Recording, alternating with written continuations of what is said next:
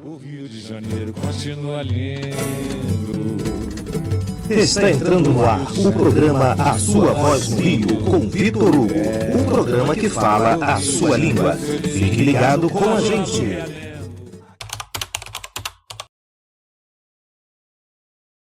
Boa noite, gente. Rádio A Sua Voz no Rio. Eu, Jonas Oliveira. E eu, Vinícius Rio. E eu, Daniel Guimarães. Aí. Nosso programa hoje tem o nosso convidado Daniel Guimarães, que vai estar aqui conversando com a gente. Daniel, que é ativista político, presidente estadual do MD do Afro, um amigo meu em particular que a gente faz um programa. Quero falar também do nosso vereador Vitor Hugo, Perfeitamente. que é presidente municipal do MDB e é um dos nossos líderes naquela casa, o qual o Daniel também faz parte. Vereador que mais cria lei, que mais tem projetos de lei na casa, o vereador mais atuante que tem. Mais atuante. E como ele diz, né, para isso que serve o nosso mandato. Inclusive no bairro de Fátima, vamos começar A partir da manhã já me ligaram pra gente. A partir da manhã vai começar a obra no bairro de Fátima. Banco, brinquedos, vai pintar o chão.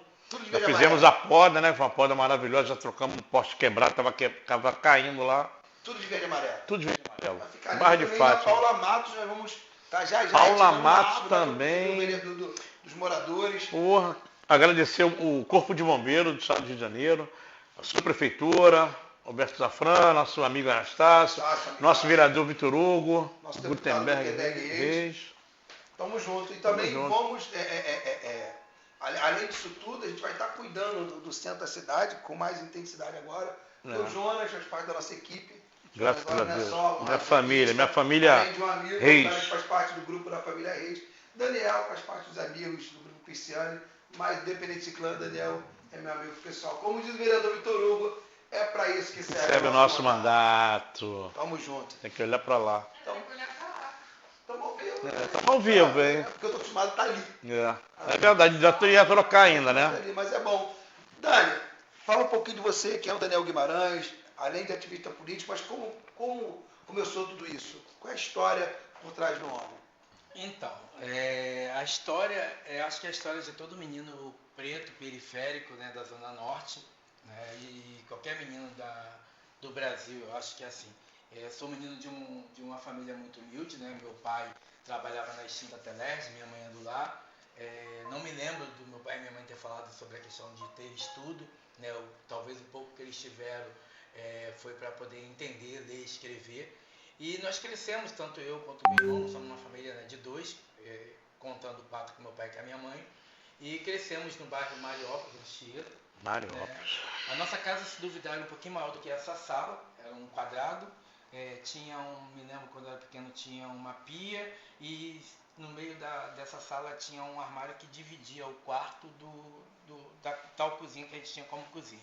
Nós tínhamos no final do quintal um banheiro que era uso coletivo de todas as 5 casas que tinha nesse quintal.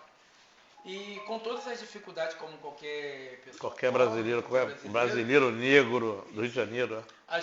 Minha mãe levava a gente para a escola. E lá na escola era uma coisa muito engraçada, porque eu estudava à tarde, meu irmão estudava de manhã. Sim. E na época de comprar material, se comprava um caderno de 10 matérias, 5 matérias para ele, 5 matérias para mim, assim. e a gente dividia. Ele saía na hora do almoço, me entregava o caderno, me entregava o lápis, e eu entrava para a sala de aula. E os sapatos e algumas roupas minhas se passava para ele, porque eu era o mais velho. Igualzinho a minha família. Então se dividia, né? Perfeitamente. E assim a gente cresceu com todas essas dificuldades, mas sabendo que precisava estudar. Mas chega uma fase da infância, da fase da juventude, que a gente precisa ter uma escolha na vida. Ou você estuda ou você trabalha. Né? E meu pai, graças a Deus, com todas as dificuldades, a gente nunca passou fome. Passamos dificuldade, mas fome não. E aí meu pai sempre falava sobre a questão de ajudar um pouco mais, porque o dinheiro que se ganhava não era lá essas coisas todas. E aí meu pai mesmo arrumou um emprego para mim numa padaria. Né? Eu me lembro até hoje, o seu Fernando era um português lá em Quintino, né, na Rua do Espredim. E eu fui trabalhar lá na padaria. E depois, quase completando um ano, eu saí da padaria por conta do quartel, veio o período do quartel, e aí eu pedi para sobrar no quartel, e voltei a trabalhar com o seu Fernando por mais um tempinho. Na padaria, Na padaria.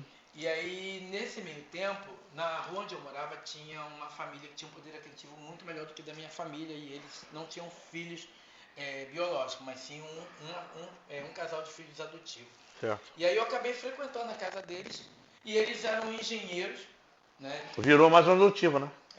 E aí, nesse negócio deles ter muito conhecimento quanto à educação, né? E eu costumo dizer que foi a minha segunda família do coração, Que bom, Paulo né? Dávila, que Deus o tenha. E a Gratidão. Helena, eles me cobravam muito estudar. E aí eu resolvi voltar a estudar, porque eu abandonei muito cedo por conta do trabalho.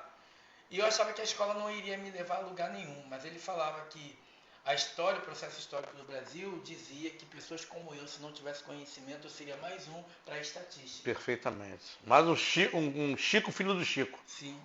E aí, e por eu ser um cara negro e homossexual, eu teria mais um problema para poder grande lidar problema. com essa questão educacional, com essa questão da inserção no mercado de trabalho. Né? Porque o que sobra pra gente enquanto negro, enquanto periférico e depois talvez enquanto homossexual é o que está na base da pirâmide, são aqueles empregos subalocados que se paga mal. Não tenho nada contra alguns tipos de profissões que as pessoas falam muito, vai ser... E hoje já melhorou um pouco, né? Vai ser balconista, vai ser isso. Um trabalho digno. Salão de beleza, sempre colocam salão de beleza, balconista, enfim. Mas quando só sobra isso muito inferior. Nós, um momento da gente fazer algumas análises do tipo. Tem um discurso do movimento de mulheres que fala que a mulher pode ser o que ela bem quiser. E eu acho que nós negros deveríamos também utilizar esse discurso que a gente pode ser o que quiser. Mas acho que o mercado de trabalho, os poderosos, quem detém o poder, o capital, deveria pensar e olhar para a gente não enquanto a tonalidade de cor de pele, mas enquanto profissionais. Mas aí também, por outro lado, por conta do processo histórico, muitos de nós não têm capacitação, muitos de nós não têm conhecimento. E isso é um problema muito sério. Mas aí, eu posso dizer que eu sou... E homossexual, tipo assim, são os maiores gestores, melhores gerentes, melhores cozinheiros, melhores supervisores. Sim. Os caras determinados a fazer com profissionalismo. Sim, a gente... Eu digo isso porque eu fui empresário, meu gerente era, a cozinheira do outro restaurante também era, enfim, eu tive uma relação muito boa com isso e reparei isso, percebi isso. As nossas vidas, uma coisa que eu venho observando ao longo dos anos é que pessoas negras tentam se auto-superar o tempo inteiro. Ela cresce com uma autoexigência de tipo, eu preciso ser melhor do que ele, porque se eu não for melhor do que ele, eu não vou ficar nessa vaga. E nós homossexuais, a gente também acaba indo por esse caminho. Eu preciso ser muito melhor, porque vão achar que eu estou aqui porque eu saí com alguém, ou vão achar que eu estou aqui por conta disso, ou por conta daquilo outro. Então a gente acaba criando esses estigmas no nosso psicológico de o tempo inteiro a gente se dedicar, se gente 100%, matar, trabalhar, tanto que muitas das vezes a gente entra muito cedo e sai muito tarde, porque a gente quer ser melhor o tempo inteiro. E falou tudo. E isso é uma coisa que a gente carrega. E aí, por eu ter sido adotado, vamos dizer assim, por essa família, e ter tido o privilégio deles me orientar, educação, informação. Eu resolvi voltar a estudar e fui estudar. Fez supletivo não? Eu fiz supletivo. Voltei para a escola, fiz os 4 anos de segundo grau, uma escola que criou no meu bairro na época, o deputado da minha região, o deputado Pisciani, levou um bairro, uma escola para o meu bairro, que é a escola de uma Madeira Salles, que ficava no alto do morro, quase na mesma rua onde eu moro. Certo. E aí eu inaugurei a escola, a primeira turma foi a minha, e eu fiquei lá os 4 anos estudando, fazendo segundo grau. Saí de lá, fui para um pré-vestibular social comunitário, PVNC, pré-vestibular para negros e carentes, e fui fazer o vestibular para poder ir para a faculdade, bati na trave para a faculdade, para a UERJ e para a UFRJ. Qual o segmento? Turismo. Na verdade, eu queria fazer comunicação social porque eu queria ser repórter. Certo. Né? Mas a gente ouvia muito, né? Na minha época eu ouvia muito que não existia repórter negro. Né? Não existia apresentador negro. Certo. Né? E aí eu falei, vou fazer turismo. E aí logo depois veio aquela onda do turismo, né? Porque teve aquela passagem, vários eventos aqui na capital sobre a questão do meio ambiente. O Rio de Janeiro acabou sendo holofote para o mundo, o turismo deu um boom e eu falei, é por esse caminho que eu vou. E aí fui para a faculdade, para fazer a faculdade de turismo. No último ano da faculdade eu entendi que não era aquilo que eu queria. E aí eu saí da faculdade e aí me fizeram um convite para ser coordenador do pré-vestibular social, que eu aceitei logo de antemão, foi uma coisa assim para mim foi a primeira conquista da minha vida. Ah, que legal. Né? Me tornar professor, poder lecionar, né, para alunos de favela. 99% dos alunos que nós tínhamos dentro do projeto era todos de comunidade da Baixada Fluminense. E eu do jeito que o Vinícius gosta. E eu fui me especializar em geografia política, que era o que eu amava. Caramba, que legal. Eu queria explicar mais geografia política. Eu queria falar mais sobre, justamente sobre esse assunto dentro do pré-vestibular. Só que a gente, dentro da sala de aula, a gente acaba, no meio de tanta necessidade da ausência do poder público na vida desses meninos, ensinando outras matérias. Né? Aí eu tinha que explicar redação, tinha que explicar um pouquinho de comunicação. A gente conversa muito aqui, o Vinícius ele conversa muito isso. A gente virava nos 30, né? Porque assim, é o que a gente faz dentro de casa, a gente acaba fazendo com os amigos. E aí eu via tantos alunos nossos entrar para a faculdade e eu batia na trave. Caraca, porque eu continuei tentando. Uhum. Né? E aí depois eu falei, sabe uma coisa? Eu vou pagar, eu vou tentar disputar aí através da nota do Enem, uma faculdade particular. E utilizei a nota do Enem e fui fazer estágio. Na época eu também já estava trabalhando no serviço público, eu já pulei muita coisa aqui, porque eu trabalhei na aviação durante 3 anos. Fui o primeiro negro, talvez, na aviação, numa época muito difícil, quando a Varig faliu, a Gol Linha Aérea veio no Rio de Janeiro, e a Gol começou a contratar e eu entrei na primeira turma de contratação da Gol. Fui para São Paulo, treinar em São Paulo, depois fui contratado como estagiário, num contrato de 2 anos e pouco, eu renovei por mais 1 ano. E depois saí e fui trabalhar com política, né? Meu pai já trabalhava com o deputado Jorge Pisciani, desde a primeira campanha dele. Né? O Jorge Pisciani cresceu, foi um menino do meu bairro. A família dele era uma família tradicional. Era um pobre, mas um pobre, vamos dizer assim, um pouquinho melhorado se comparando aos outros moradores do meu bairro. Sim. E aí quando ele resolveu sair político, meu pai ajudou, e aí ele não ganhou, depois veio a outra campanha, ele acabou ganhando, e meu pai nunca mais largou ele. E aí quando meu pai ficou muito doente, ele me chamou para trabalhar com ele. Nessa época eu trabalhava na aviação. Ele falou, teu pai não tá legal, se acontecer alguma coisa, eu acho que você é um cara comunicativo, você é um cara do bem, você é um cara que todo mundo gosta. Eu acho que eu posso dizer que você é um cara político e eu queria você na minha equipe. E aí 2 meses depois meu pai faleceu, ele me ajudou a fazer todo o trâmite do sepultamento do meu pai. E fui trabalhar com ele. E nesse negócio de trabalhar com o presidente Pisciani, eu vi a necessidade de me filiar ao partido. E aí foi aí o meu encontro com o MDB. A partir daquele momento eu passei pelo movimento de mulheres do nosso partido, agradeço muito a nossa secretária nacional, Cátia Lobo, que me acolheu. Geralmente pessoas como eu, negros e homossexuais, são acolhidas por mulheres negras. Sim. Ou por mulheres de candomblé, né, onde a gente sempre encontra um maior apoio. Sim. E foram essas mulheres, Cátia Lobo, Berenice Aguiar, Cátia Anjo, esposa do coronel Biratã. Né? Biratã, conheci Biratã. É um amigo. E aí passei pelos movimentos sociais do partido, movimento de mulher. Na época depois fundou o movimento comunitário, da qual o meu amigo Vinícius é o presidente hoje, que eu agradeço muito. Ele está fazendo um belo trabalho, né, no movimento comunitário. Esse cara... Nosso futuro vereador do Rio de Janeiro. Tá ouvindo, gente? Nosso futuro vereador. Tô com ele. Se o Vitor for prefeito. Pelo amor de Deus, não vai sair desempregado não, velho. Se o senhor sair para ser vice-prefeito ou prefeito, aí tudo bem. E aí quem vai ser prefeito vai ser Rafael Pisciani, tá?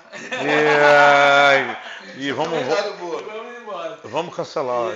E aí, só pra gente rir um pouquinho. E aí, eu fui trabalhar com ele, e aí eu vi a necessidade, passei por todos os movimentos sociais, conheci a juventude, né?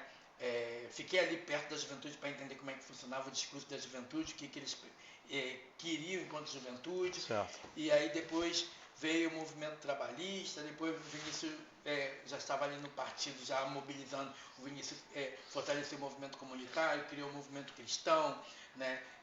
E aí começou esse monte de movimentos dentro do nosso partido, mas eu me vi perdido ainda naquela época. Eu precisava ter um lugar que eu pudesse dizer que é meu, que eu me encontrei.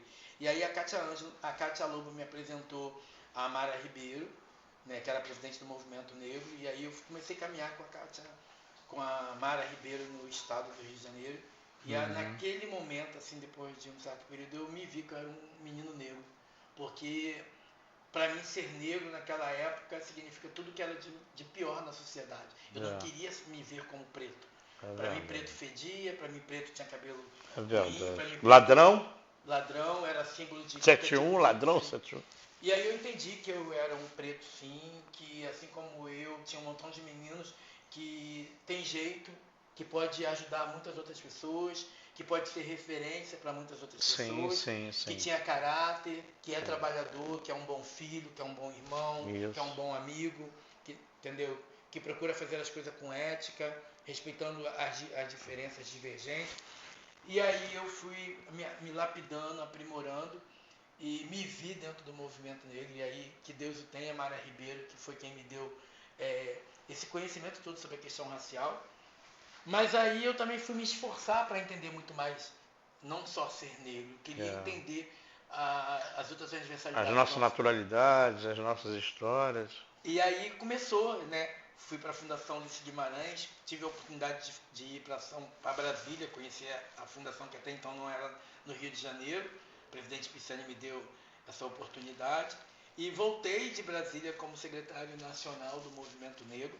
Depois fui presidente do Movimento Negro no município, né? E depois fui vice-presidente estadual, até que me tornei presidente estadual. E aí agora eu continuo no mandato de presidente estadual, né, que provavelmente termina ano que vem. Mas foram muita luta, e de todas essas conquistas, falando sobre esse assunto, tem uma delas que eu gosto muito, porque desde o início lá eu achava que a gente precisava criar um MDB diversidade, um MDB que falasse sobre as pautas LGBTQI, APN+. E aí a Janaína René, que é a presidente nacional do Movimento da Diversidade, né, começou a construir junto com Salvador e, se eu não me engano, Rio Grande do Sul.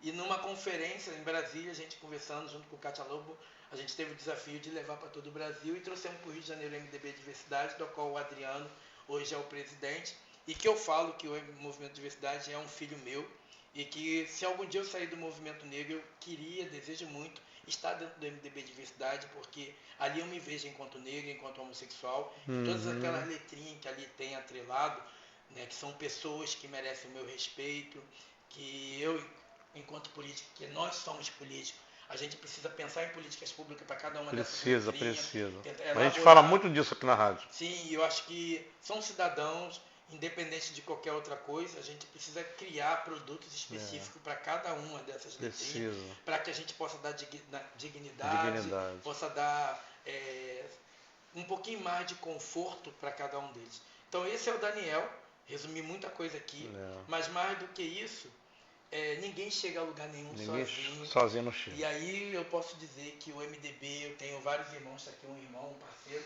Virou meu irmão também. E eu costumo dizer... Se eu não der bom dia pra ele... Já que ele está aqui do meu lado, eu tenho tantos amigos, eu estava falando ainda há pouco com um amigo, o Ilcinho, né, que eu amo de paixão, falo toda hora. Diz que vai começar o programa, olha só. A Berenice, né, a Ângela, a Lúcia, o João, que fica lá no partido que nos recebe, o Neto da comunicação. Gente, se eu for falar aqui de todo mundo, vou pecar e vou falar errado. Mas vou falar do presidente do comunitário que está do meu lado. Deixa eu te fazer uma pergunta. Não fala dele. Pode falar. Não, fala. Que é um amigo, dele. E aí eu falo sempre que a minha amizade com o Vinícius era uma amizade impossível. Né? Porque a gente comunga de alguns pensamentos diferentes quando se trata de religião. Mas a gente tem um amor ágape um pelo outro, que é o amor em Cristo, que fez com que a gente se tornasse amigo. Então, ainda que a gente tenha alguma divergência em algum momento, em algum ponto, a gente consegue separar essa divergência porque a gente Porque ele tem conhecimento de religião afro, da evangélica, é um cara inteligentíssimo, ele discute isso aqui na rádio. Legal. Então fica mais fácil de você debater, né? A barreira que é feita religiosa é porque um pouco falta de entendimento. Eu não sou um crente, eu não sou um evangélico. Eu sou evangelista. O evangelho é anúncio. O evangelista é aquele que anuncia. O cristão é aquele que pratica. Então, para você se tornar um cristão, você tem que praticar o que Jesus praticou. Certo. Jesus não perguntava a sua religião, nem a sua identidade sexual e ideológica. Jesus perguntava o que você precisa, o que eu posso fazer por você. Se você... Tem uma passagem muito linda, para poder ilustrar o que a gente está conversando. Que quando Jesus está em Israel passando, um homem chamado Zaqueu vai para o alto de uma árvore para ver Jesus. É uma figueira brava, cheia de espinho. Então ele se machuca muito. Então ele se esforça para poder só ver Jesus. E com a palavra que Jesus ia passar, ele queria ver. Ele era de baixa estatura. quem era? Não deve ser não. E aí Jesus olha para ele e fala, Zaqueu, desce, que hoje eu vou entrar na sua casa. E todo mundo que está em volta fala assim, calma aí. Zaqueu é um cobrador de imposto, ladrão, bandido. Ele vai entrar na casa desse cara, ele vai para uma festa. A festa não é festa de crente, Zaqueu não era crente. É uma festa regada à bebida, trazendo para o contexto de hoje, seria um pagode, um festão. O cara é rico e não vale nada. Jesus para um lugar desse, é na casa desse cara que ele vai entrar. Ele vai beber o vinho da casa desse cara, ele vai comer com esse cara. Pô, tá maluco. Jesus entra na casa dele, não fala nada com Zaqueu. Não tem nada no texto expressando com Zaqueu. O fato de Jesus entrar, Zaqueu olhar para ele e falar assim, se eu roubei, se eu defraudei alguém, eu vou devolver 4 vezes mais. Quer dizer, a mudança acontece no momento que você deixa Jesus entrar. Se tiver algo em você, não sou eu que vou tirar. Sim. Não sou eu que vou identificar. Eu não tenho que identificar nada, eu não tenho que te convencer de nada, eu não tenho que criar barreiras de nada. Eu tenho que anunciar que existe um cara que quer entrar na tua casa. E se você deixar e tiver algo errado lá, você vai se incomodar com isso e você vai botar para fora. Perfeitamente. Porque ele vai te ajudar a reconhecer isso. Os meus amigos falam assim, pô, cara, tu é crente, mas tu ouve pagode, tu ouve pagode. Eu falei, vou. Eu não bebo porque eu não acho que é pecado, não. Eu só não bebo porque eu não gosto de bebida alcoólica. Eu não suporto, não bebo também refrigerante. Mas é meu. Mas se eu gostasse de beber, eu beberia. Eu gosto de pagode, eu não gosto de muito música, eu não gosto de ninguém me conhecendo porque eu sou chato. Estou ficando velho e rabugento. Mas eu gosto de sentar na mesinha e ouvir uma boa música. Aí eu falei, sabe o que Cristo faz na tua vida? Ele não faz você parar de ir no pagode. Ele não faz você parar de beber, a não ser que você estivesse prejudicando. Mas ele faz você entender o que é importante na sua vida. Por exemplo, você é pagode para pegar um montão de mulher. Quando você vai com a tua esposa. É o mesmo pagode.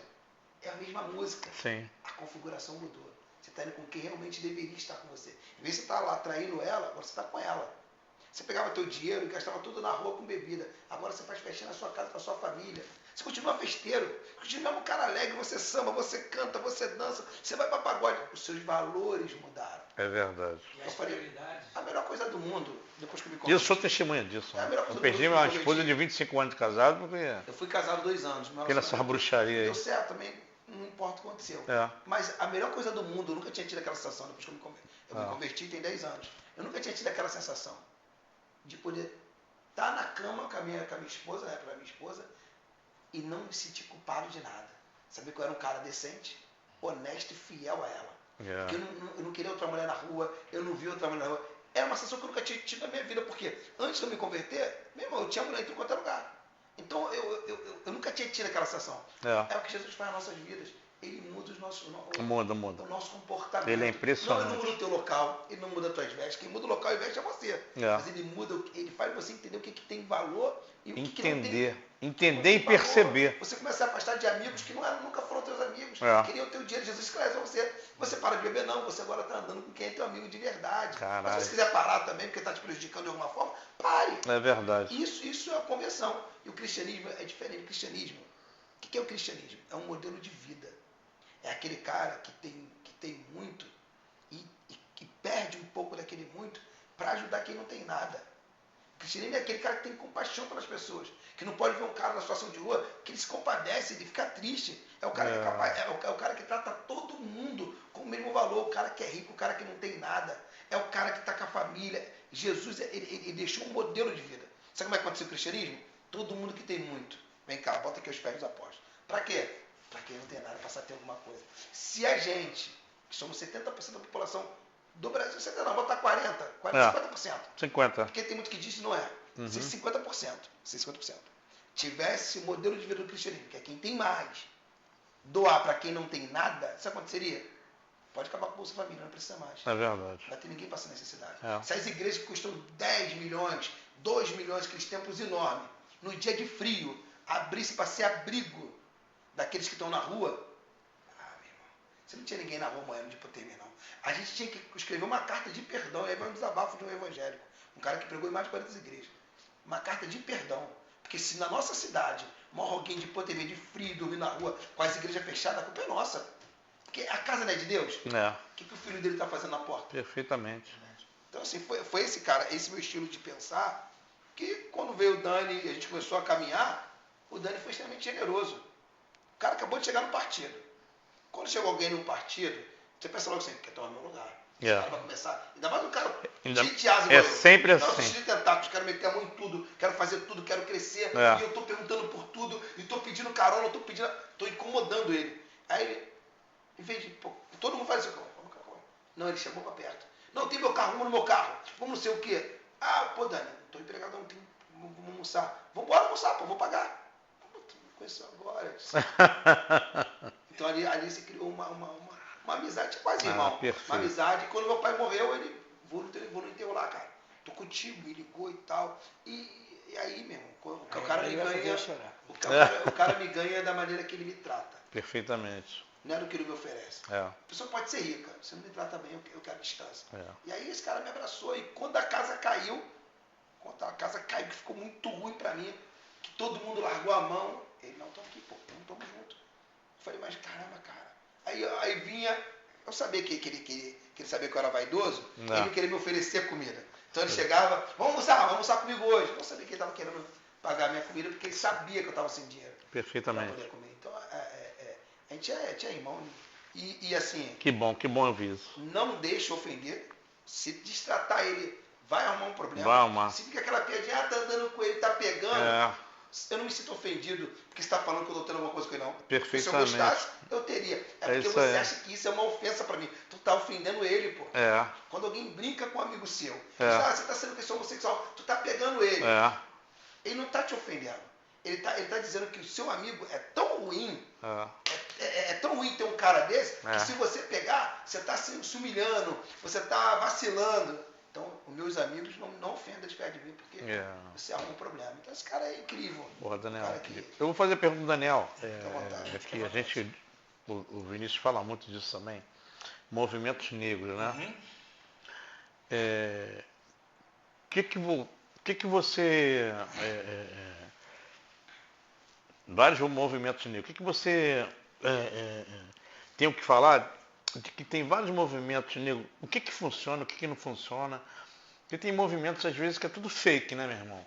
Tem umas inverdades, tem pessoas que fazem muito com interesse, com algum motivo assim de maldade. O que você fala desses movimentos hoje que tem no Brasil, no Rio e no Brasil? Então, eu costumo dizer que, como em qualquer religião, como em qualquer família, como em qualquer lugar de trabalho, a gente vai ter pessoas muito boas e vai ter pessoas mal intencionadas. Isso vale para todas as coisas que todas as classes, não só o movimento. Na sociedade. E aí eu sempre me prendo àquelas que eu acredito que são idôneas, que são sensatas, que são honestas. E a gente encontra assim, talvez... A minha pergunta é, você já encontrou? Encontra muito, se a gente for... Tu entrar assim e falar, pô, o movimento do Vinícius também está. A gente tem aí...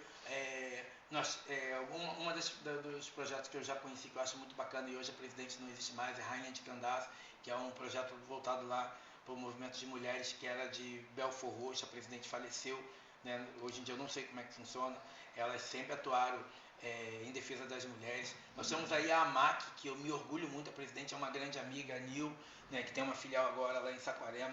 É um projeto que trabalha com mulheres que são vítimas de violência doméstica, mulheres negras. A grande maioria dessas mulheres são nigerianas, africanas, que vieram para o Brasil, até porque, não sei se vocês sabem, alguns países africanos têm um hábito de agressão às mulheres. As mulheres são subordinadas, submissas aos seus maridos, então apanhar é faz cultural, parte né? da sua cultura, da cultura. Mas no Brasil apanhar é um crime e a gente não pode esquecer disso, independente da cultura deles, lá no país deles, se eles estão no nosso país, o que vale a lei do nosso país. E cabe a nós, enquanto ativistas, enquanto defensores dos direitos, não só das mulheres, quanto qualquer outro tipo de direito, porque é para isso que a gente existe, né? As pessoas falam que quem defende direitos humanos defende bandido. Não, a gente defende direito para os humanos. E uma coisa que eu sempre coloco é o seguinte: quando a gente vai falar sobre violência aqui no Rio de Janeiro, como tem violência em outros lugares, a gente primeiro precisa pensar quem são as pessoas que estão sendo violentadas. Qual é o tipo de classe dessas pessoas que estão sendo violentadas? Eu estava vindo para cá fazendo uma pesquisa sobre como é que foi o processo de escravidão no Brasil, como é que foi a abolição da escravatura, como é que se deu a vinda dos portugueses e de todos os outros para poder habitar colonizar o Rio de Janeiro por conta do embranquecimento, e como é que se deu, né, a questão do Holocausto. E aí eu tentei fazer uma comparação sobre esses três fatos que aconteceram a nível mundial, né, um aqui no Brasil e outro fora. Certo. E as pessoas falam assim, eu ouvi as pessoas falar assim, mas o Holocausto foi um dos piores crimes, Não uma chegou das nem piores 10%. coisas que aconteceram no mundo. E aí eu falo assim, se você acha que o Holocausto, e tem até um vídeo de uma mulher que bota isso muito bem, se você acha que o Holocausto foi uma coisa muito ruim, é porque você não conheceu a escravidão.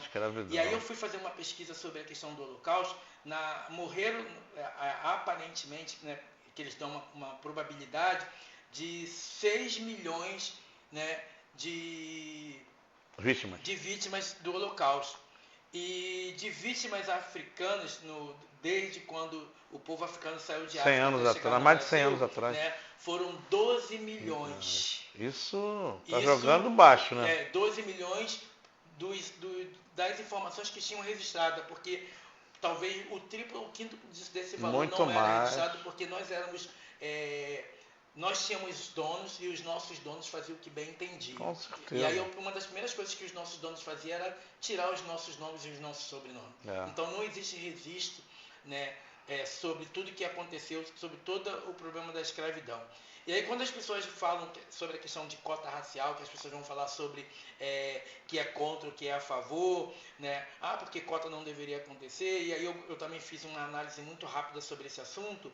Eu peguei por que no Brasil, após a abolição da escravatura, não se pegaram os mesmos escravos e deram terras para eles, não empregaram eles, já que eles sabiam dominar a colheita, a terra, a agricultura. Já que a gente sabia tudo, por que ao invés de trazer todos esses colonos, esses portugueses, ingleses, tudo para cá para o Brasil, por que também não aproveitaram a mão de obra, que já era uma mão de obra qualificada, ainda que não tivesse educação de fato, porque a educação que se deu para os africanos nas senzalas era uma educação apenas de conhecer a terra e de conhecer o produto que estava sendo plantado. Limitado, né? E por que não fez isso? E aí a gente tem aí nesse meio tempo, quando a gente se debruça sobre o que aconteceu, a gente vê que antes de haver a abolição, houve vários decretos para que o negro não tivesse dignidade. Tiraram-se todos os direitos, porque quem não existia para a sociedade, porque até então nós nunca existimos para aquela sociedade, não poderia deter terra, não poderia ter educação, não poderia ter moradia, não poderia ter saúde, não poderia ter nada. E se ficasse na rua depois das 10 horas, eram presos por conta da vadiagem. Então, vadiagem. E aí você para pensar que nos tiraram tudo. Tudo. A escravidão acabou só tem 188 anos. Então eu posso dizer para vocês que a minha bisa passou pela escravidão. E meu avô foi escravizado da África. E aí quando a gente volta lá para falar sobre o Holocausto, né, com todos os problemas que se houve, o Estado pagou por toda a atrocidade que se fez àquele povo. E o Estado, o que fez com a escravidão?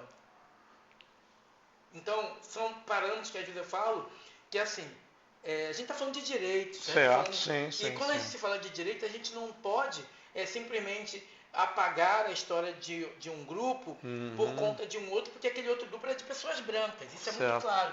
E o que é branco é belo, e o que é branco tem valor. Quando a gente fala sobre essas problemáticas da sociedade, as pessoas têm dificuldade de falar sobre a história do negro. Sim.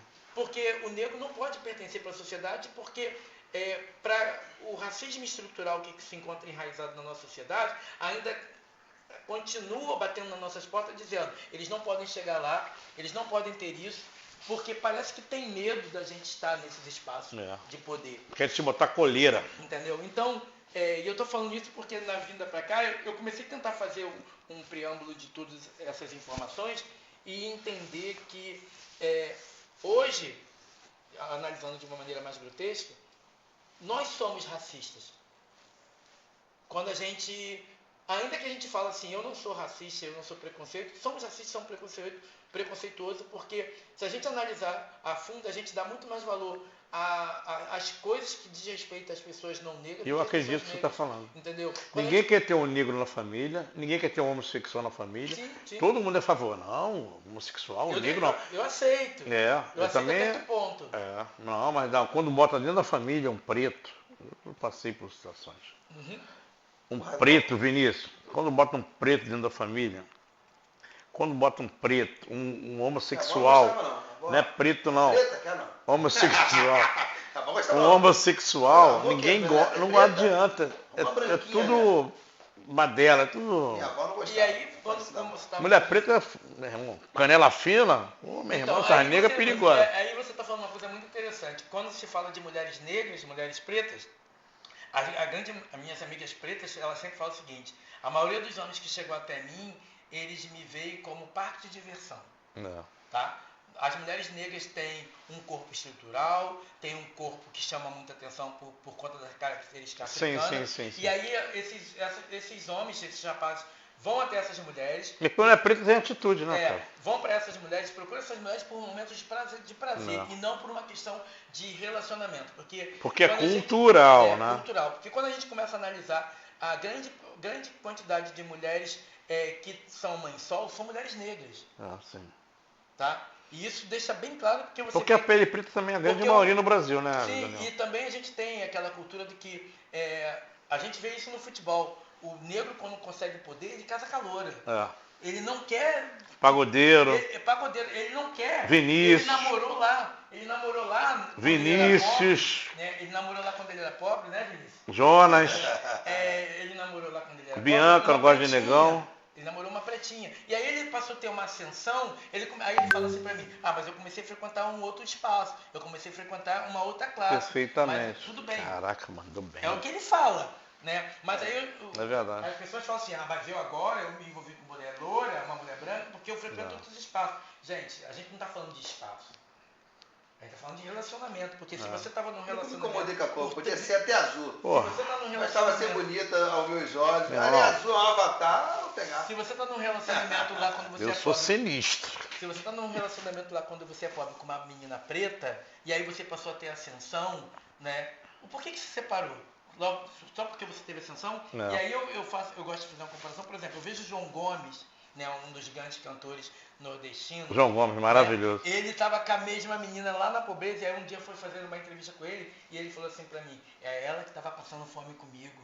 Era ela que estava entrando no ônibus comigo. Maravilhoso. Era ela. E assim, eu acho que falta para nós homens parar de pensar com a parte de baixo e começar a pensar com a cabeça de cima. Mas muito. Porque quem vai te dar valor é quem passou fome Eu fui um desses. contigo, Eu tá? perdi um casamento de 25 anos que eu pensei que a gente cabeça precisa de rever quando a gente fala aí. Outro dia eu estava vendo um ator dando curso para ser homem. Eu acho que ser homem vem de berço, vem do que A tua essência mãe te da deu, mãe, vem pai. do que teu pai te ensinou. Eu acho que você precisa ter caráter, você precisa ter maturidade. Tu vinha com pra lápis saber que não era teu, a entrava gente não pode viver em no função da cinto. sociedade. E Pô. aí, sobre a pergunta que você me falou sobre essa questão desses movimentos, a gente começa a entender que existe um monte de movimentos que começa a se ver nesse lugar, nesses espaços, assim, eu estou aqui para fazer a diferença, para levar dignidade, para levar sabedoria, para tentar fazer uma transformação na vida desses meninos, dessas meninas periféricas. Sim. E ou até mesmo para a gente, ainda que você não ajude de maneira financeira, às vezes só em você abrir a porta da sua casa e começar a ensinar história, começar a ensinar cultura, começar a ensinar esporte, começar a ensinar alguma coisa, para um menino preto, para uma menina preta periférica, você já está fazendo alguma coisa. Ainda que você não tenha ganho dinheiro, porque a grande maioria dos movimentos sociais ligados a essas questões não recebe um centavo. Não, eu fico impressionado, Daniel. Existem esses movimentos, cara, do nada, tem uma salinha assim, a energia tão imensa que faz um movimento assim, sem dinheiro, e dá para movimentar. Imagine com investimento, né, Daniel? A gente Daniel? no pré-vestibular social, a gente tinha uma sala que era doada por uma associação de moradores, né, lá do Cabral, na Baixada Fluminense, ali perto de Olinda. Era uma sala pequena. A nossa turma começou a crescer. Nós tínhamos no início acho que uns 20 alunos. Depois a nossa turma chegou a 80 alunos. A administração do projeto, eles tinham várias salas. Então eles tinham uma sala que era muito grande. Eles nos passaram para essa sala maior.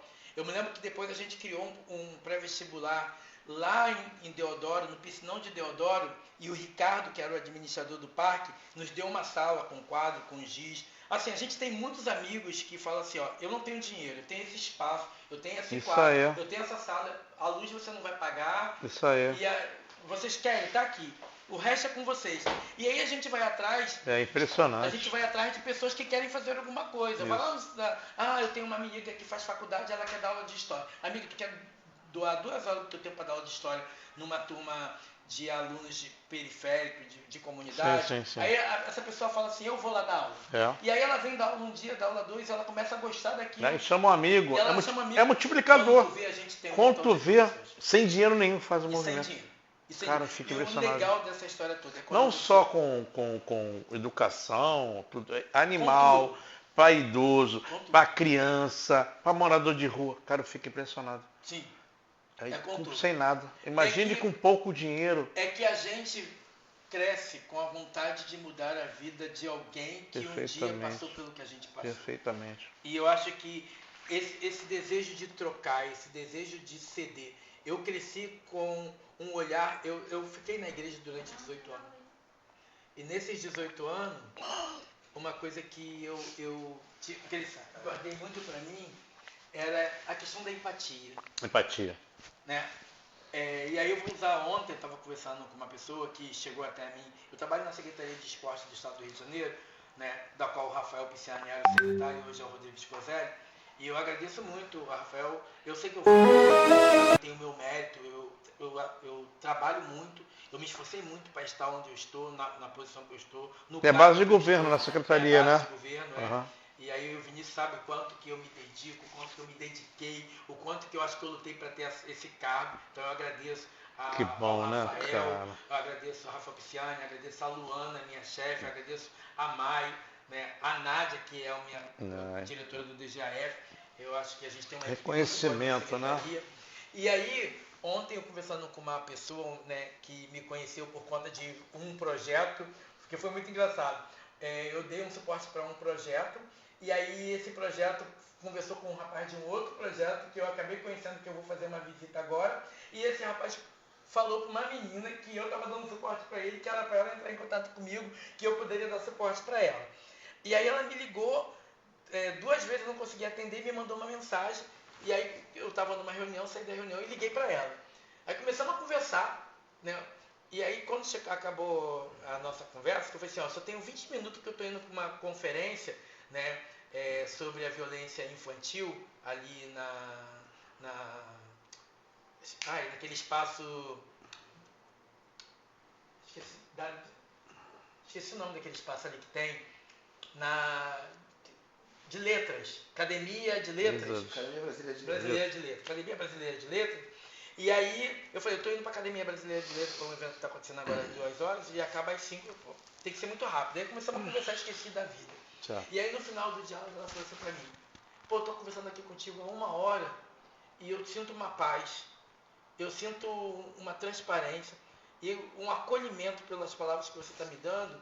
E eu queria saber quem é você, porque eu não te conheço, eu nem sei como é que você A palavra tem força, né? Isso por telefone. E aí eu tô vendo que você ama o que você faz, né? Porque se tu não amasse, você nem sabe quem eu sou. Você tá me dando um monte de dica, um monte de caminho, né? E eu queria saber quem é você. Por que você é assim? Aí eu falei assim, amiga, eu vou resumir muita coisa para você, depois a gente conversa sobre esse assunto, mas eu vou te dizer o seguinte. Eu me lembro que quando eu era pequeno, minha mãe procurava serviço público e às vezes ela passava o dia todo buscando algum serviço público e ela chegava em casa cansada e ela falava assim, hoje eu fui lá no posto, aí me mandaram para não sei o que lá. Aí de lá me mandaram para não sei aonde. De não sei aonde me mandaram para não sei o que lá. E quando eu cheguei lá no último, falaram que era lá no posto. Voltei pro posto e resolvi lá no posto. E minha mãe chegava cansada e ficava falando assim, esse jogo de empurra que tem no serviço público, que geralmente muitos servidores públicos não querem trabalhar, não querem fazer, querem ficar sentados jogando paciência. Eu sei que está mudando, tem muita gente boa no serviço público, mas a gente tem um montão de gente que não está nem aí. Mas eu queria ser o diferencial. Eu precisava ser o diferencial. Sim. Então eu falei para mim mesmo que se algum dia eu fosse para o serviço público, eu queria dar o meu melhor. Eu queria acolher as pessoas que estavam ali. Eu queria saber o que elas precisavam de serviço público. Eu queria saber para onde eu iria encaminhar. E eu queria que para onde ela fosse encaminhada, que elas fossem bem recebidas. E aí eu me lembro que eu fui para a Fundação Leão 13, para a Secretaria de Assistência Social, e a gente administrava uma equipe muito grande, e eu tinha uma equipe até grande na assistência social, que fazia as ações da Fundação Leão 13, de tirar documentos, casamentos. Dani, tem como guardar essa história de contar depois do Sim. intervalo? Vamos dar uma paradinha. Alô, ouvinte da Rádio Tropical Web Brasil. O meu nome é Vanessa Navarro, eu sou advogada, eu vivo em Portugal e eu vim aqui oferecer para vocês os nossos serviços advocatícios. Nós trabalhamos ajudando investidores e empresários que queiram trazer a sua empresa para Portugal através do visto Gold. Essas pessoas podem fazer investimento em fundos e nós tratamos de todo o processo para a obtenção do visto Gold, inclusive para a sua família, esposa, filhos que queiram vir viver em Portugal, ou se não quiserem viver, se quiserem apenas investir em Portugal, na compra de imóveis, na construção, restauração, remodelação de imóveis. O nosso escritório conta com parceria de empresas de engenharia, consultores imobiliários e toda a equipe necessária, inclusive pessoas intermediárias de crédito em bancos, pessoas que podem conseguir financiamento para vocês. Então nós tratamos de todo o processo. Contem conosco, inclusive para obter a nacionalidade portuguesa, tá? E sigam o nosso perfil no Instagram, LinkedIn e Facebook, VN Advocacia PT. Obrigada.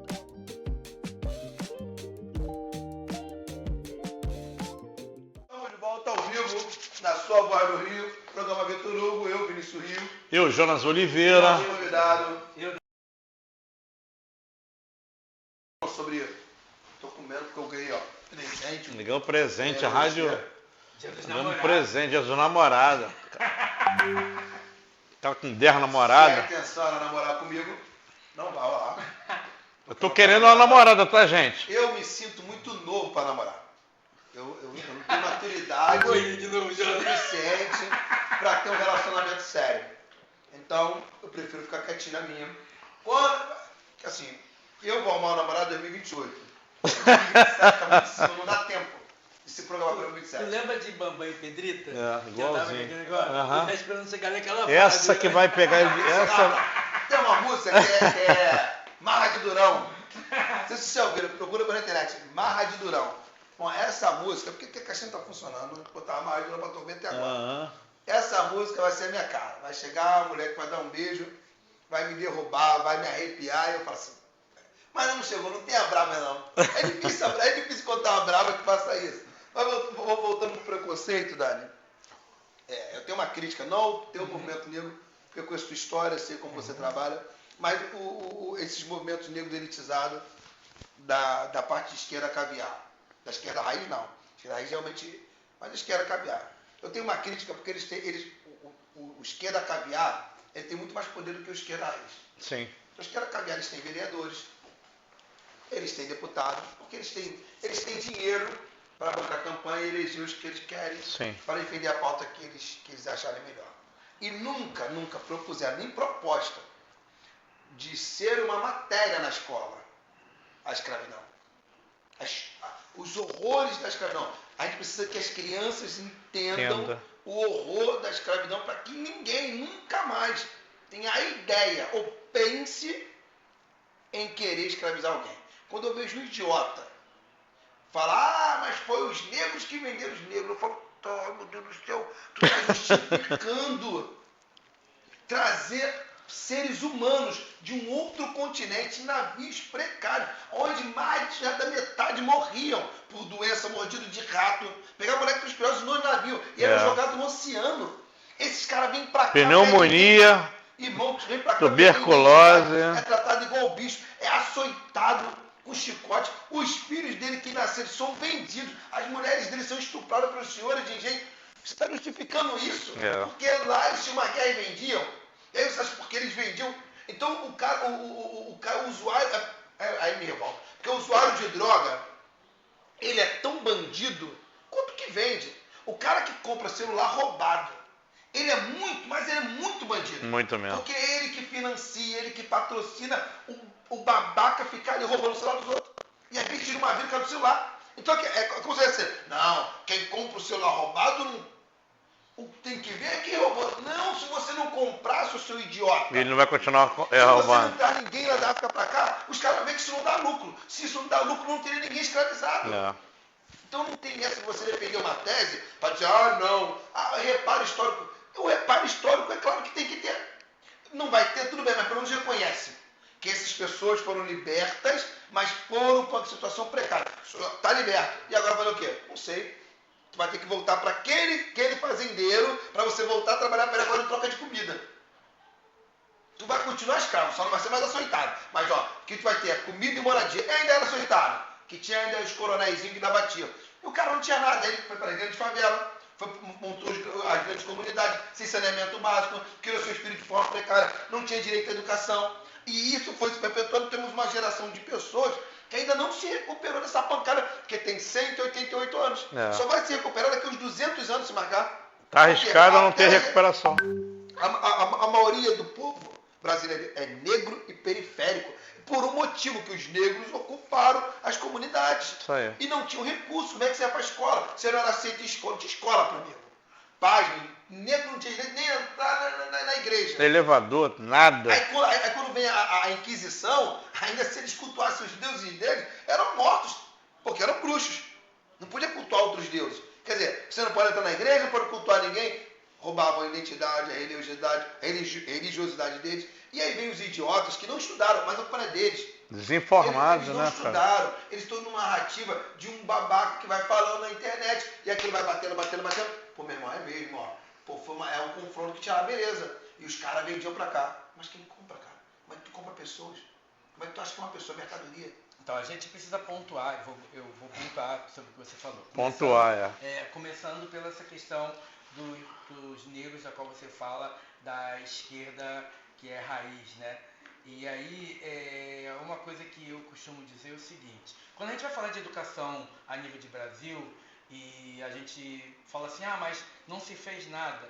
A gente tem uma lei chamada a Lei 10.639, que fala sobre a questão do ensino à cultura, de história africana dentro das escolas, que até hoje nenhum Estado, e eu acredito que nenhum outro país tenha de fato colocado, obrigado com que essa lei, não só no Brasil, mas fora do Brasil, tivesse dentro de sala de aula. Porque talvez se os nossos governantes, se as autoridades existentes, se as assembleias legislativas, se as câmaras municipais, se o Congresso de fato tivesse representante do povo, iria obrigar de quem manda nesse país, de quem é o gestor desse país, a que essa lei fosse de fato aplicada dentro de sala de aula.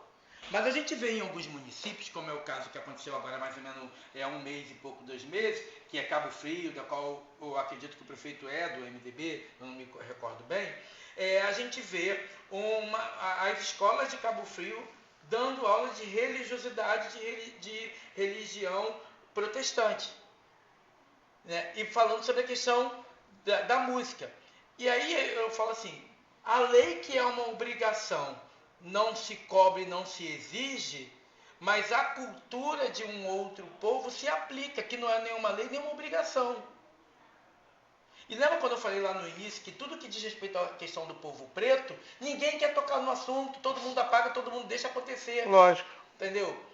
E isso me chama muita atenção, que assim, é muito preocupante no nosso país, e aí a gente vai falar de Rio de Janeiro, que quem deveria fiscalizar essas obrigações, né, ir até o MEC, ir até a Secretaria de Educação, né, procurar as pessoas responsáveis para saber o que está se fazendo dentro da questão da educação e da cultura africana no Rio de Janeiro. Né? O que a gente tem de fato?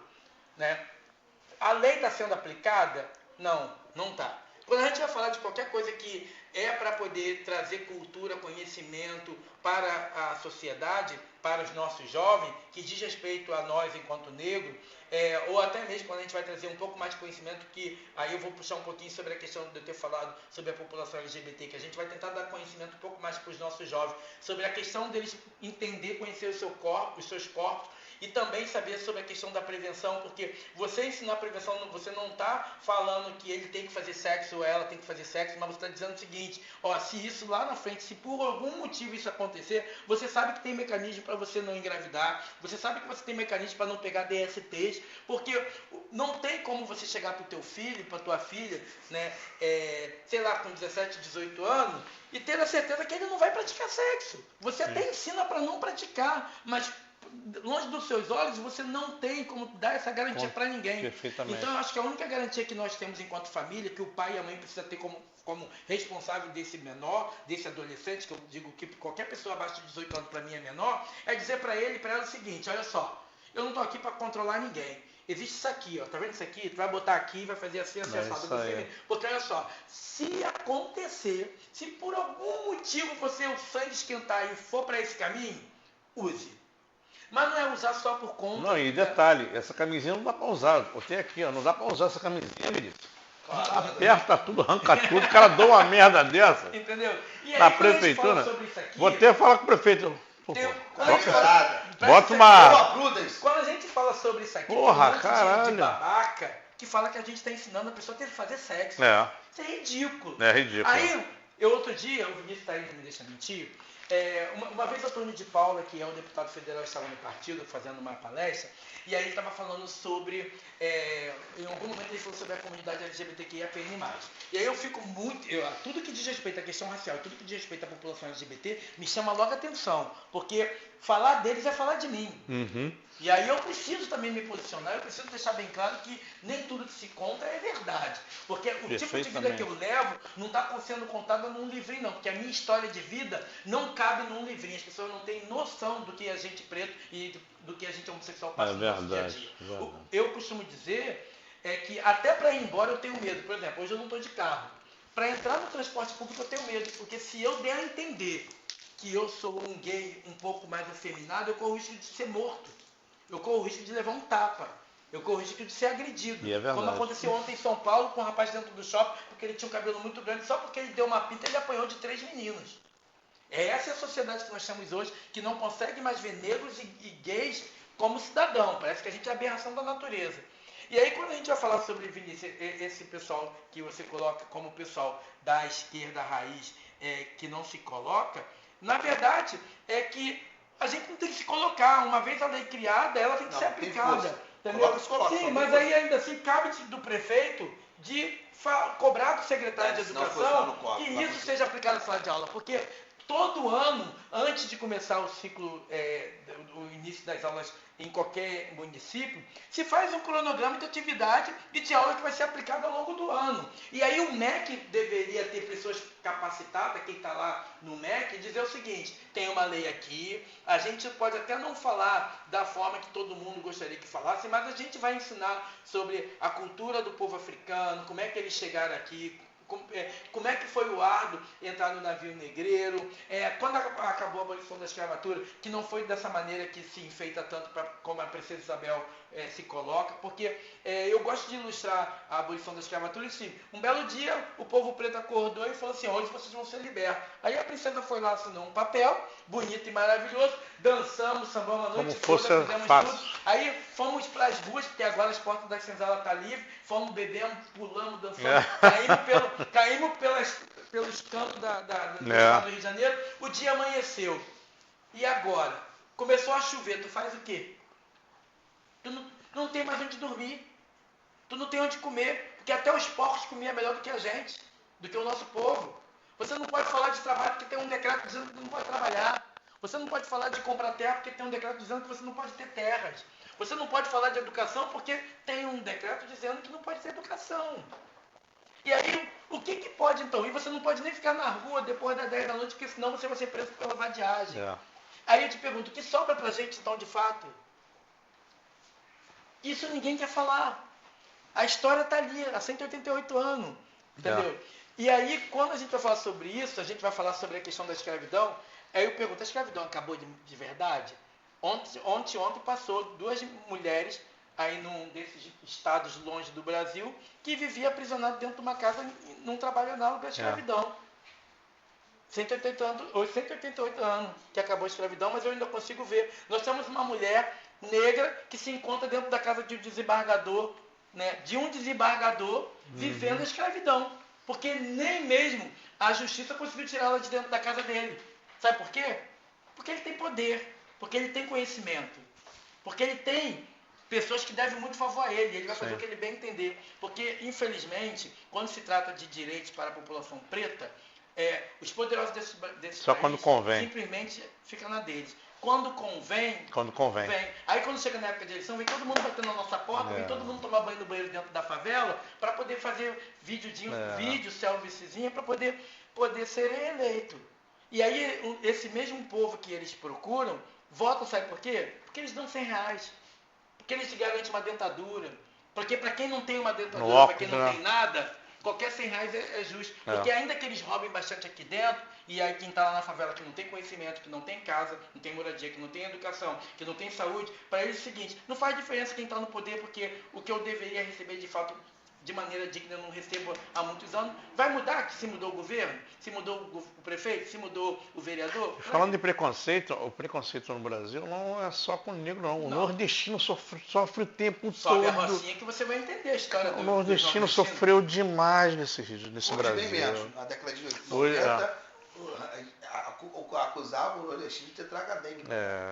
E hoje o nordestino, o cearense, ele se supera o tempo todo. E aí, voltando ao gancho do Vinícius, eu entendo isso tudo, a gente sabe que existe um grupo, às vezes, que parece, me desculpa pelo termo, que está cagando e andando, mas que tem o poder para resolver. Que quer botar o seu umbiguinho, né? Mas esse grupo tem o poder de resolver. Eles gozam da lei que eles conseguiram implementar, mas não vão lá para a base saber se a lei foi regulamentada. Fizemos a lei, aí surfam naquela onda, se elege, mas é a regulamentação da lei.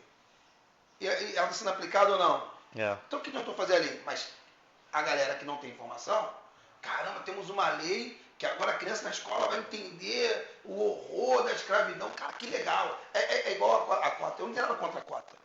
O que me incomoda é a gente aceitar que eles dão uma cota pra gente, mas que não dão base nenhuma. Fundamental, o ensino médio. É horrível. Quer dizer, vou te dar ali aquele peixe, vou te dar aquele barco, você não sabe nadar, vou deixar ela no meio do lago, é teu barco, mas tu tem que ir lá pegar nadando.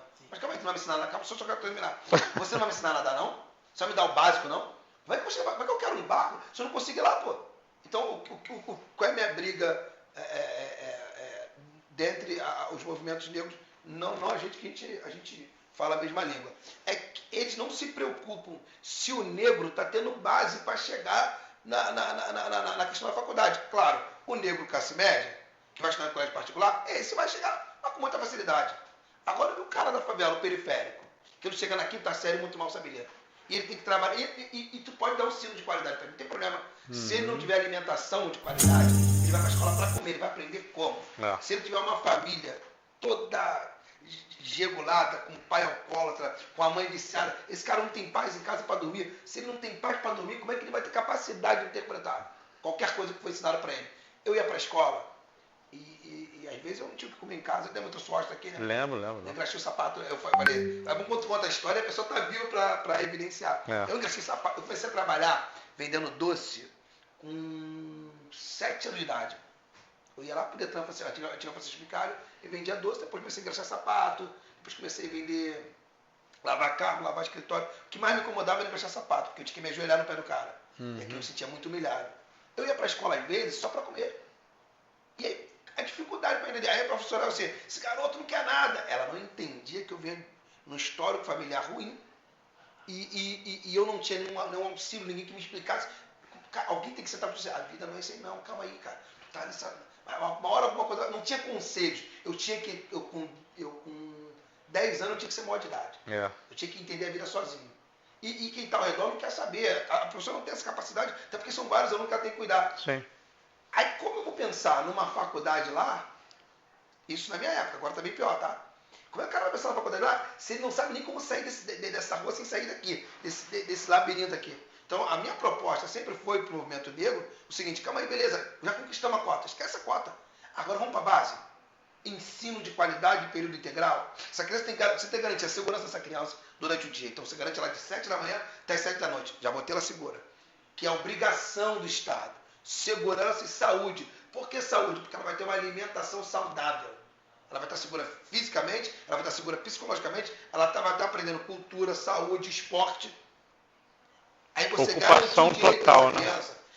Porque a gente tem mania de criar Vocês viram o filme Alien vs Predador? Não sei se vocês viram. O predador, ele traz o alien, cria ele, para ele ficar bem bravo, bem grande, para depois ele caçar. Quando você não dá a essas crianças o direito de se proteger, porque Ah, o cara com fuzil é violento? Claro que é. Mas as violências que ele sofreu que você não estava. Quando ele está sem escola, você violentou ele. Quando ele não tem segurança, você está violentando ele. Se ele não tem saúde, você está violentando ele. Se não tem o que comer, ele está sendo violentado desde criança. E ninguém ajudou. Aí quando aquela criança que é fruto de violência vira um homem violento, que isso? Agora a gente vai caçar ele, é o alien. Então se a gente não se preocupar com a base, não adianta ter cota. Se a gente não se preocupar com a base e formar pessoas capacitadas para brigar pelos nossos direitos, pelos direitos delas, porque eu nunca vi um país que a gente não tem acesso. Quais são a gente não é ensinado. Ninguém ensina pra gente quais são os seus direitos, quais são os seus deveres. Deveria ser matéria escolar. Perfeitamente. Como é que você cria um cidadão se a base não fala para ele o que ele tem que fazer? Quais são os direitos que ele tem? Quando alguém me para na rua e fala assim, você é a favor do Bolsonaro do governo dá dinheiro. Eu falei, primeiro que você é um idiota. Você é burro.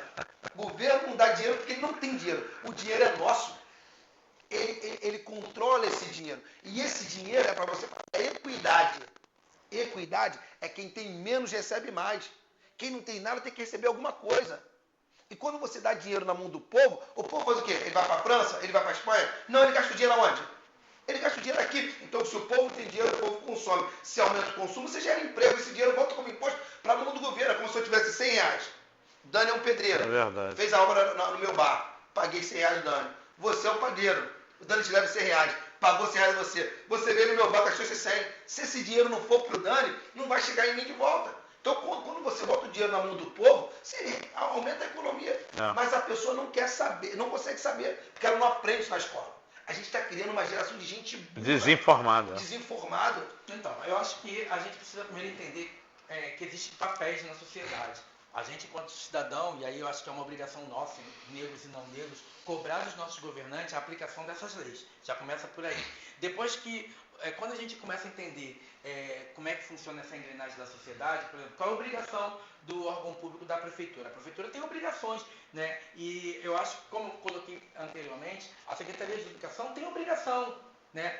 Eu acho que a gente, como sociedade, temos força para cobrar com que essas obrigações, esses direitos, né, essas leis sejam aplicadas. Não dá também só para a gente colocar no ombro do povo preto que a gente vai resolver o problema se, ainda assim, existe essa questão do poder. Nós, pretos, nós não temos poder. Nós não temos um presidente preto, que eu posso dizer que literalmente é um homem preto. Nós não temos um governador preto. Nós não temos um vereador, presidente de Câmara preto, de Assembleia preto. E os poucos de preto que a gente tem lá, quando eles chegam lá, eles se deslumbram com o poder e se esquecem que são pretos e começam a ter atitudes de pessoas não negras, porque eles convivem com isso, porque eles querem esquecer um pouco da sua história, porque voltar para o seu passado é conviver com tudo daquilo que ele gostaria de esquecer, tá? E aí tem um monte de problema. E a gente falou sobre a questão da segurança pública envolvendo os nossos menores. Ontem eu estava no Compete, né, que é um órgão que fala sobre a questão de proteção à criança e adolescente, né, sobre a questão do trabalho escravo infantil e sobre a questão sexual. E aí hoje o debate no Congresso é falar sobre a redução da maioridade penal. E aí eu falo assim, para deixar bem claro para todo mundo, você acha que reduzir a maioridade penal vai atingir a quem? Esse é o ponto número 1. Ponto número 2, o filho de quem tem dinheiro, ainda que reduza a maioridade penal, se for parar lá diante de um delegado, tu acha que quem é que vai ficar preso? Se é o menino preto ou o filho do deputado lá que é da mesma idade que matou esse roubou? Mas por que o filho do delegado, o filho do vereador não vai ficar preso? Porque o vereador tem dinheiro para pagar um bom advogado que vai ver brecha na lei para poder tirar o filho dele. Entendeu? E vai fazer o Rio de Janeiro, todo mundo. O Rio de Janeiro mas se envolve em rabo preso. Quem é o pai dele é o seu Manel que ninguém conhece. É a Dona Maria que é lavadeira que ninguém conhece. E aí pega esse menino que reduziu a maioridade penal e coloca lá no presídio que quando ele daqui a 10 anos ele vai sair técnico, vai sair com mestrado de roubar, de bandido. E aí a sociedade que hoje clama por justiça, a sociedade que clama hoje por segurança pública, me desculpe pelo termo, vai tomar de novo. Ao invés de a gente ter 10 pessoas roubando, a gente vai ter 50, porque a gente está simplesmente fazendo das nossas cadeias o que está acontecendo hoje, Daniel. De bandido. É o que está acontecendo e aí, hoje. Por que então as nossas autoridades, o Congresso, a Assembleia Legislativa, a Câmara Municipal, não pressiona o prefeito, não pressiona a Secretaria de Educação para investir em educação de qualidade? Por que não volta às escolas de tempo integral? Por que que ao invés de reduzir a maioridade penal, não pega esse menino, continua mantendo o ECA, faz a redução dessa idade de penal, que se fala de redução da idade penal, mas faça essa redução dentro do ECA e fala assim, se ele cometer a infração, ao invés de ele ficar 3 anos, ele fica 8 anos dentro do instituto voltado para o menor. E lá dentro desse instituto obriga ele a estudar, dê a ele uma condição de fazer É o que o Vinícius falou. uma escola técnica, É o que um ocupação. curso, e quando ele sair de lá, depois se ele sair com boa qualidade, que ele vai de repente para uma empresa fazer o jovem aprendiz, fazer um estágio. aprendizado. Mas por que não faz isso? Porque é muito importante que o projeto político no Rio de Janeiro e no Brasil simplesmente seja desmantelado para que pessoas pobres, pretas, periféricas, continuem lá, sendo a escória da sociedade, sendo os bandidos que todo mundo quer que ele seja, porque enquanto lá na Zona Sul, nos grandes prédios, continua usando droga, continua financiando arma que entra pelos fundos das favelas, porque quem manda de fato dentro das favelas não é o bandido lá não, que é o chefe do tráfico não, é quem financia. E quem fecha os olhos para que as drogas e as armas entrem por onde está entrando. Mas ninguém quer falar sobre esse assunto, porque no final, o que preocupa a polícia é o bandido na favela. É pobre matando pobre. E aí, Polícia matando pobre bandido. Assim, Dani, por que tu acha que a maioria das pessoas que moram na comunidade não gosta da polícia? Simples. Vamos lá. Tu imagina você estar num final de semana com a tua família toda dentro de uma favela onde o Estado nunca chegou e de repente começa um tiroteio e todo mundo corre e tu vê teu filho cair no chão. Porque o bandido não está na rua na hora no final de semana, quando a família está lá. O bandido está lá, na banca dele vendendo, que não é na entrada da favela. Sim. Então o primeiro tiro que chega na favela não chega no final da favela, ele chega no início ou no meio. Os carros que são passados, que são quebrados dentro da favela, né, que o caveirão quebra, não é do tráfico, não. É do seu Manel, que tem um carrinho que muitas vezes ele usa durante a semana para encher de roupa, para encher de qualquer coisa, e poder vender na feira. E aí ele perdeu aquele... Onde está o Estado que não viu isso? A gente, quando vai falar dessas atrocidades que a gente, pobre, preto, periférico, não gosta da polícia, é mentira, não é que a gente não gosta da polícia. A gente perdeu a credibilidade na polícia, porque a polícia, infelizmente, ela ao invés de chegar e ter um papel de enfrentamento, mas sim de mostrar que eles estão ali para nos dar o que garante a Constituição de 1988, que é garantir a segurança para o cidadão, porque eu também sou cidadão, ainda que a gente more em comunidade, embora eu não more, mas eu tenho muitas pessoas que moram lá, e eu morei na favela por 21 anos, eu fiquei 5 anos na comunidade lá em Realengo, e fiquei 10 anos numa comunidade, quando eu estava casado, ali em Barros Filho. E aí o que eu vi dentro desse período que eu estava morando na comunidade, era que eu tinha medo do caveirão, eu tinha medo do policial. Eu vou te contar uma história, que é uma história real, o Vinícius sabe disso. Eu saía da faculdade todo dia 10h40, 11 horas da noite. E eu descia na Avenida Brasil 11h30, meia-noite. E volta e meia, o caminho que eu fazia tinha um caveirão no final da rua, antes de chegar lá na comunidade, lá na favela, que eu morava num empreendimento do Minha Casa Minha Vida, em Barros Filho. E muitas das vezes eu era parado pelo policial, meia-noite, meia-noite e meia, encosta no caveirão, encostava, abre as pernas, abre a mochila. E quando acabava tudo aquilo, tu ainda levava um tapa. Na bolacha. Pra ficar esperto. Pra ficar esperto. E assim, foram 4 anos na faculdade passando por isso. Hoje existe uma polícia nova, mas a velha polícia que eu conhecia, a velha polícia. E vindo da faculdade. E o pior que mais A velha polícia de antigamente hoje a polícia de hoje que não é respeitada por causa da velha polícia. Sim, da velha polícia. A velha polícia ela foi criada para poder... A velha polícia ela te pegava, ó, Vinícius, me dá R$1.000 aqui. Ó, Vinícius, a velha polícia, me dá R$1.000 aqui. Aí o Vinícius dava R$1.000 pro cara. Aí o polícia que dava R$1.000, mandava outro polícia. Pega mais R$1.000 lá do cara, tá com dinheiro. Sim. Aí o terceiro polícia não conseguia pegar os R$1.000 dele, outros R$1.000, matava o Vinícius. Sim. Então é a política da velha polícia. Tá muito bom. Nós já temos 5 minutos para o seu então, final. resumindo isso tudo, aí a gente vai falar de todas essas problemáticas, aí a gente fala assim, mas não dá conta de tudo. Gente, não é possível que ninguém esteja vendo onde acontece todos os piores problemas de segurança do Rio de Janeiro. Para finalizar, a gente passa todo dia na linha amarela, quinta, sexta, sábado, domingo, a gente já começa às 6 horas da noite a ouvir o som do baile funk. Vai dizer que ninguém sabe que vai acontecer um baile funk? Aí quando aparece daqui a 2 dias na mídia, aconteceu o baile funk na Maré, um monte de homem armado com fuzil, e peraí. O baile funk aconteceu da noite pro dia, assim, no Passo de Márcio, que alguém chegou com cavalinho de condômino. Mas isso aí é o pelo amor de Deus, eu acho que a sociedade... Eu acho que a favela tem que ter baile funk, mas tem que equacionar o horário, tem que respeitar o horário. Porque Mas o aí a gente precisa falar favelado, pra o cara que vive em comunidade, Em 5 minutos a gente vai ser multado. É. A gente precisa falar para quem está lá assistindo. O papo seguinte, tá muito bom, muito A gostoso. gente precisa parar de ser omisso e Sim. entender que o que querem que a gente aceite como normal não é normal. Eles precisam apresentar para a sociedade uma estatística e precisa dar resposta para ser matamos um bandido na favela.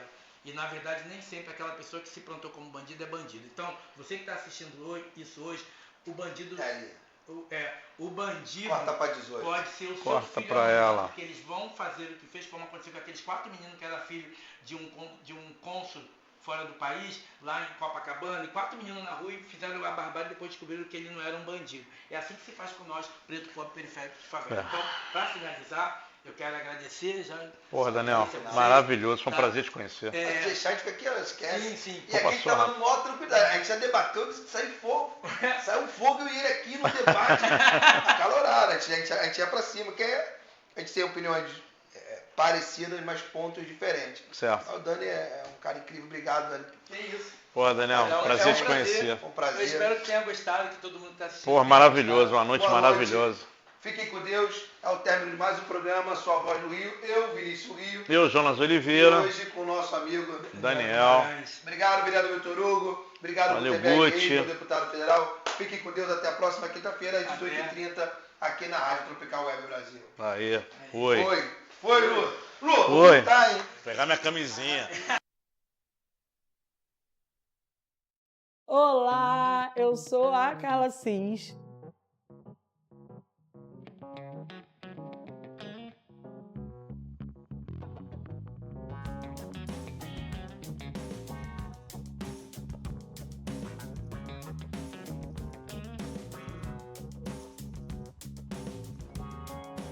A responsável empreendedora por esse espaço, que aparentemente está começando agora, mas eu já comecei essa profissão há algum tempo atrás, alguns anos atrás, na verdade, quando eu desisti da minha profissão de enfermagem, de gestora ambiental, e comecei a empreender na estética, fazendo atendimento em domicílios, e comecei com um espaço depois pequenininho, quando entrou a pandemia, logo depois um pouquinho maior, e hoje eu estou nesse espaço oferecendo vários outros serviços.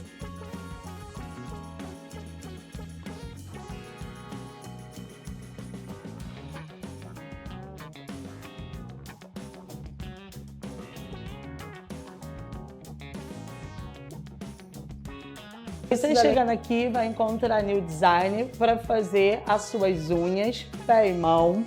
Aqui também vai ter o serviço de depilação, alguns dias com a parceria com a Rosângela, outros dias vocês vão estar comigo também para essa depilação. E você vai estar comigo para fazer o seu tratamento corporal e facial.